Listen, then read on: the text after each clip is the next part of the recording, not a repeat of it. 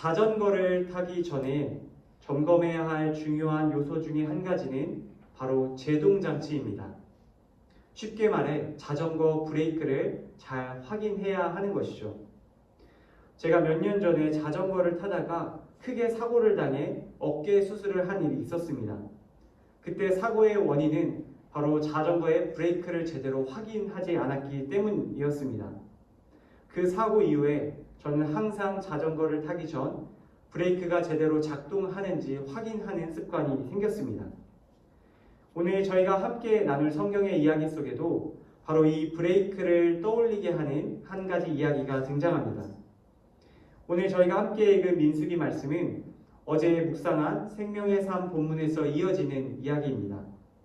어제 말씀에서 모압 왕 발락이란 사람은 이스라엘 백성들을 두려워하는 모습을 보여줍니다. 이 발락은 앞서 이스라엘 백성이 아모리 족속을 전멸시킨 이야기를 듣게 되었죠. 발락은 모압 역시 이스라엘 백성에게 정복당할 것을 두려워했던 것입니다. 발락은 점술가 발람이라는 사람에게 찾아가 그에게 간절하게 부탁하죠.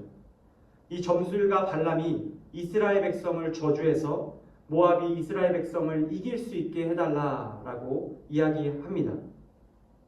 발락은 저주의 대가로 발람에게 줄 수많은 보상을 이야기합니다.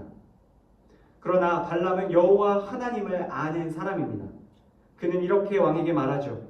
하나님께서 이스라엘을 저주하러 가지 말라고 자신에게 말씀했다라고 말입니다. 이 이야기를 듣고 발락의 신하들은 왕에게 찾아가 그가 들은 이야기를 전해줍니다. 여기까지가 어제 저희가 함께 나눈 생명의 삶 본문의 말씀입니다.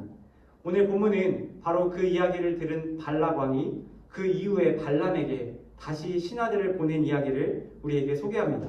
본문 15절에서 17절 말씀을 저희가 다시 한번 한 목소리로 읽어보도록 하겠습니다. 15절입니다. 그러자 발락은 더 높은 지도자들을 더 많이 보냈습니다. 그들이 발람에게 와서 말했습니다. 십볼의 아들 발락께서 말씀하셨습니다. 제발 주저하지 말고 내게 와라. 내가 너를 정말로 귀하게 대하고 내가 원하는 것은 무엇이든 해주겠다. 제발 와서 나를 위해 저 백성에게 저주를 퍼부어라. 아멘. 방금 함께 읽은 본문 15절에서 17절까지의 말씀을 통해서 우리는 한 가지 중요한 사실을 깨달을 수 있습니다. 그것은 바로 세상의 유혹은 끊임없이 우리를 찾아온다는 사실입니다. 앞서 발람은 이스라엘 백성을 저주해달라는 발락 왕의 제안을 받았습니다.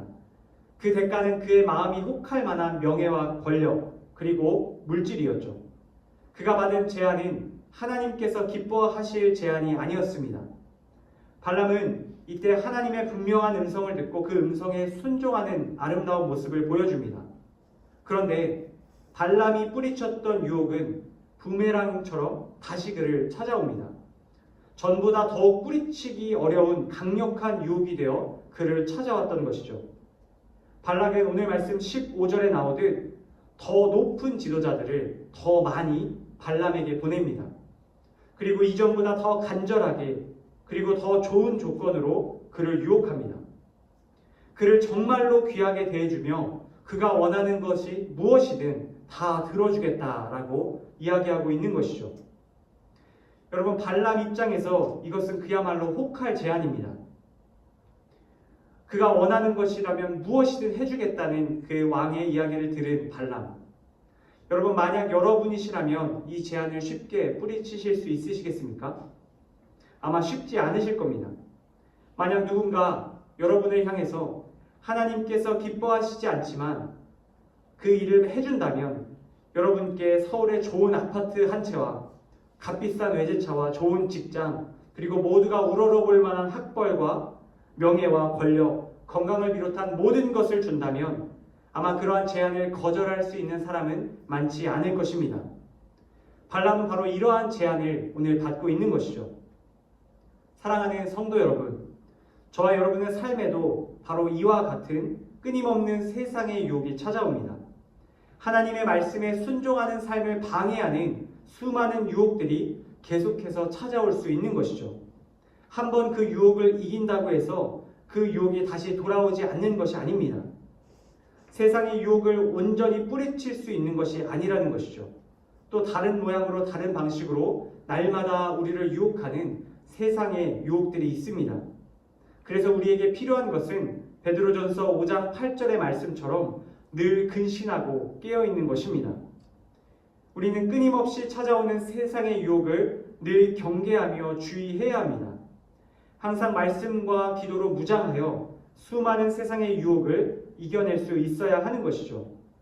바라기는 저와 여러분 모두가 말씀과 기도로 영적인 무장 상태를 늘 유지할 수 있기를 간절히 소망합니다. 세상의 유혹이 끊임없이 찾아와도 끊임없이 그 유혹을 이겨내는 은혜가 저와 여러분의 삶에 넘쳐나기를 간절히 소원합니다. 두 번째, 이어지는 18절에서 19절 말씀을 다시 한번 읽도록 하겠습니다. 18절, 19절 말씀입니다. 그러나 발람은 그들에게 대답했습니다. 발람이 은과 금으로 가득 찬 자기 집을 내게 준다 해도 나는 내 하나님 여호와의 명령에 어긋나는 것은 크든 작든 할 수 없습니다. 당신들도 여기서 오늘 밤 묵으시오. 그러면 여호와께서 내게 무슨 말씀을 더 하시는지 알려주겠습니다. 여러분, 저희가 두 번째로 기억해야 할 중요한 사실 한 가지는 바로 나의 뜻을 하나님의 뜻에 맞추는 것이 올바른 신앙이란 사실입니다. 함께 읽은 18절 말씀을 다시 보시면 발람은 더 높은 지도자들의 더 매력적인 제안을 칼같이 거절하는 것으로 보입니다. 그는 왕이 은과 금으로 가득 찬 자신의 집을 내게 준다 해도 여호와 하나님의 명령에 어긋난 것은 크든 작든 할 수 없다라고 단호하게 말합니다. 여기까지는 발람이 왕의 유혹을 잘 이겨낸 것처럼 보이지요. 그런데 보십시오. 발람은 19절 말씀에서 이렇게 이야기합니다. 당신들도 여기서 오늘 밤 묵으시오. 그러면 여호와께서 내게 무슨 말씀을 더 하시는지 알려주겠습니다. 여러분, 발람은 19절에서 굉장히 의미심장한 이야기를 하고 있습니다. 여호와께서 자신에게 무슨 말씀을 더 하실지 기다려보자 라고 말하고 있는 것이죠. 여러분, 앞서 하나님께서는 발람에게 본인의 뜻을 분명히 밝혀주셨습니다. 발락이 보낸 사람들을 따라가지 말라고 말씀하셨죠. 이스라엘 백성을 저주하지 말라고 분명히 말씀하셨습니다. 이스라엘 백성은 복을 받은 사람들이라 그 이유까지 상세히 말씀하신 것이죠. 그러나 발람은 하나님께서 그분의 뜻을 바꾸길 원하셨습니다. 자신의 뜻, 곧 자기 욕심대로 하나님의 뜻이 변하기를 원했던 것입니다. 그 속내, 자기의 욕심대로 하나님께서 일해 주시길 원했던 그 마음을 담아 오늘 발람은 사람들에게 하나님이 무슨 말씀을 더 하실는지 기다려보자 라고 이야기하고 있는 겁니다. 하나님께서 한 번만 눈을 감아주시고 자기 뜻대로 해주신다면 막대와 부와 명예가 자신의 것이 될 것이라 생각하고 있었던 것입니다. 그런데 여러분, 참으로 놀랍게도 하나님께서는 발람의 바람대로 그에게 다음과 같이 말씀합니다. 20절 말씀 저희 다시 한번 함께 읽도록 하겠습니다. 그날 밤 하나님께서 발람에게 와서 말씀하셨습니다. 이 사람들이 너를 부르러 왔으면 그들과 함께 가거라. 하지만 너는 내가 내게 말하는 것만 해야 한다. 여러분, 하나님께서는 발람이 원하는 대로 그를 사람들과 함께 가라고 말씀하십니다. 여러분, 하나님의 마음이 바뀌신 걸까요? 아니요, 전혀 그렇지 않습니다.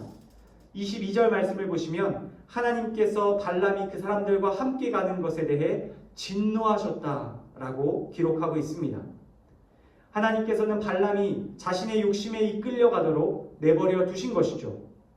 만약 그가 진정으로 하나님의 뜻을 중요하게 생각했던 사람이라면 애초에 모압의 지도자들을 발락 왕에게 일찌감치 돌려보냈을 겁니다. 또한 하나님께서 발람에게 그들과 함께 가라고 말씀하셨을 때에도 하나님께 되물었겠죠. 하나님께서 왜 그 뜻을 바꾸신 것인지 물었을 겁니다. 그러나 발람은 그럴 생각이 없었습니다. 오히려 잘 됐다고 생각했겠죠. 그가 원하던 대로 하나님께서 눈을 감아주신 것에 대해 그는 기뻐했을 겁니다. 발람은 철저히 자신의 뜻대로, 자기의 욕심대로 그의 길을 걸어가기 시작합니다. 사랑하는 여러분, 저희 중에 많은 사람들이 발람과 같이 자기의 뜻과 욕심대로 하나님께서 그 길을 인도해 주길 바라고 있을지 모릅니다. 하나님의 뜻에 관심을 가지고 그 뜻에 나의 뜻을 맞추기보다는 내가 바라는 대로 내 뜻과 욕심대로 하나님의 뜻이 맞춰지기를 바라는 경우가 있을 수 있다는 것입니다. 여러분 기억하십시오. 하나님께서 기뻐하시는 신앙의 모습은 나의 뜻에 하나님의 뜻을 맞추는 것이 아닌 하나님의 뜻에 나의 뜻을 맞추는 모습입니다. 때로는 나의 생각과 뜻과 하나님이 가지고 계신 생각과 뜻이 다를지라도 기꺼이 나의 생각과 뜻을 내려놓고 말씀을 통해 주어지는 하나님의 뜻과 생각에 나의 모든 것을 맞추는 모습이 필요합니다. 나의 경험과 방식대로만 살아간다면 우리는 금세 어려움을 겪을 겁니다. 그러나 하나님의 말씀에 겸손히 내 생각과 뜻을 맞춘다면 우리는 분명 하나님의 인도하심을 받는 인생을 살아가게 될 줄로 믿습니다. 바라기는 저와 여러분 모두가 겸손히 하나님의 뜻에 우리의 뜻을 맞추는 은혜가 있기를 소원합니다. 마지막 22절 말씀 함께 읽도록 하겠습니다. 그러나 하나님께서는 그가 가는 것에 대해 진노하셨습니다. 그래서 여호와의 천사가 그를 대적하기 위해 길 가운데 섰습니다. 발람은 나귀를 타고 있었고 그의 두 종들이 그와 함께 있었습니다. 오늘 말씀을 통해 저희가 마지막으로 나눌 세 번째 사실은 멈춰 세우시는 것도 하나님의 은혜라는 사실입니다. 이튿날 아침 발람은 나귀의 안장을 얹고 모압의 지도자들과 함께 길을 떠나죠. 하나님께서 그런 발람의 앞길에 여호와의 천사를 보내십니다. 그런데 흥미로운 사실은요, 그 천사가 발람의 눈에는 보이지 않고 발람이 타고 있던 나귀의 눈에만 보였다는 사실입니다. 나귀는 칼을 빼고 길에 서 있는 천사를 보고 그 천사를 피하기 위해 밭으로 들어가기도 하고 천사를 피해 옆길로 가다 발람의 발을 짓눌리게 하기도 합니다. 결국 나귀는 여호와의 천사가 앞으로 나와 길을 막아섬으로 인해 그 길에 완전히 주저앉습니다. 발람은 이러한 나귀를 계속해서 때리며 책망하죠. 이때 하나님께서 나귀의 입을 열어 발람에게 이렇게 말씀합니다. 제가 읽습니다. 30절 말씀입니다. 나귀가 발람에게 말했습니다. 나는 당신이 오늘까지 항상 타고 다니던 당신의 나귀가 아닙니까? 내가 당신에게 이런 식으로 행동하는 버릇이 있었습니까? 그가 말했습니다. 없었다. 여러분, 발람은 나귀의 말을 통해 하나님의 뜻을 깨닫습니다. 그의 길을 막아세우는 존재가 누구인지 알게 되었던 것이죠. 하나님께서 천사를 통해 발람의 길을 막아서시고 그의 걸음을 멈추게 하셨습니다. 여러분, 그렇습니다. 발람은 욕심에 이끌려 가서는 안 될 길을 걸어가고 있었죠. 그가 가는 길은 하나님의 뜻에 반하는 길입니다. 그는 반드시 멈춰서야 했지만 그의 의지로는 멈출 수 없었습니다. 그런 발람을 오늘 하나님께서 멈춰 세워 주신 것이죠. 우리는 여기서 잘못된 길로 걸어가는 걸음을 멈추시는 하나님의 은혜를 발견합니다. 만약 발람이 그 길을 끝까지 걸어갔다면 어떻게 되었겠습니까? 아마 그는 이스라엘을 저주하고 하나님의 더 큰 진노를 피할 수 없었을 겁니다. 그는 욕망에 이끌려 살아가며 하나님과 더욱 멀어졌을 것입니다. 하나님께서는 그와 같은 일이 일어나기 전에 발람의 걸음을 친히 멈춰 주신 것이죠. 그가 더 큰 죄의 길로 나아가기 전에 하나님과 더 멀어지기 전에 그를 멈춰 세워 주시고 그가 돌이킬 기회를 허락해 주신 겁니다. 사랑하는 성도 여러분, 때로는 하나님의 멈춰 주심이 은혜임을 기억하실 수 있기를 바랍니다. 하나님께서 자신의 뜻과 욕심에 이끌려 잘못된 길로 걸어가는 우리의 걸음을 멈추실 때에 우리가 돌이키는 은혜가 있기를 소망합니다. 나의 뜻과 나의 계획, 나의 생각대로 이루어지지 않을 때에 하나님의 멈춰 세우심이 아닌지 생각해 보실 수 있기를 바랍니다. 그리고 그 멈춰 세우시는 일들을 통해서 하나님께 더욱더 나아가는 저와 여러분 되기를 간절히 소원합니다. 말씀을 맺습니다. 사랑하는 성도 여러분, 세상의 유혹이 끊임없이 우리를 찾아올 수 있음을 기억하시기를 바랍니다. 한 번의 승리로 만족하고 기뻐하는 것이 아닌 늘 깨어 말씀과 기도로 무장하여 모든 유혹을 이겨내는 은혜가 있기를 소망합니다. 또한 나의 뜻을 하나님의 뜻에 맞추는 겸손한 믿음 또한 갖게 되시기를 바랍니다. 나의 뜻을 하나님의 뜻에 맞춤으로 말미암아 하나님의 인도함을 받는 인생 되기를 원합니다. 끝으로 하나님께서 내 길을 가로막으시고 멈추실 때에 그것이 우리를 돌이키시는 하나님의 은혜임을 기억하실 수 있기를 바랍니다. 멈춤의 시간을 통해 나의 뜻이 아닌 하나님의 뜻을 깨닫고 그 뜻에 나의 모든 삶을 맞추는 은혜가 저와 여러분의 삶에 있기를 소원합니다. 거룩한 아침, 발람의 모습을 통해 말씀하시는 하나님의 그 말씀을 저희 마음 가운데 잘 새기시고 오늘 하루도 하나님께서 기뻐하시는 삶을 살아가기에 힘쓰시는 이곳에 모신 사랑하는 강동원누리교회 성도님들 다 되시기를 예수님의 이름으로 간절히 축복합니다.